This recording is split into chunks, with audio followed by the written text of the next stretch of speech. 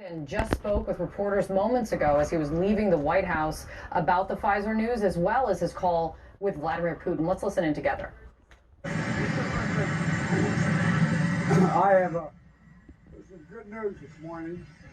The Pfizer lab report came back saying that the expectation is that the existing vaccines protect against Omicron, but if you get the booster, you're really in good shape.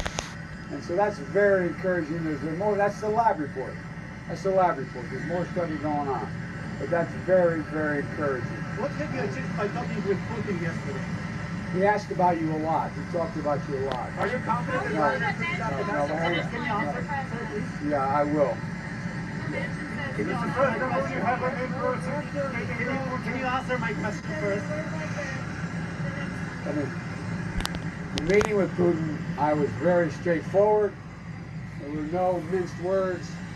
It was polite, but I made it very clear. If in fact he invades Ukraine, there will be severe consequences.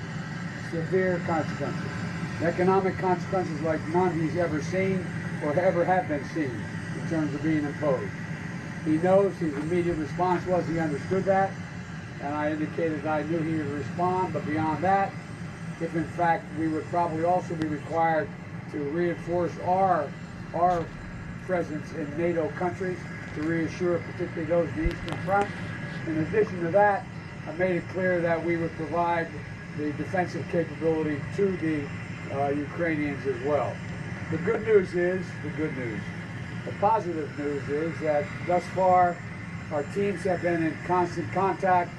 We hope by Friday we're going to be able to say and announce to you that we're having meetings at a higher level, not just with us, but with at least 4 of our major NATO allies and Russia to discuss the future of Russia's concerns relative to NATO writ large and whether or not we can work out any accommodations as it relates to bringing down the temperature along the Eastern Front. Are you on the ground, sir?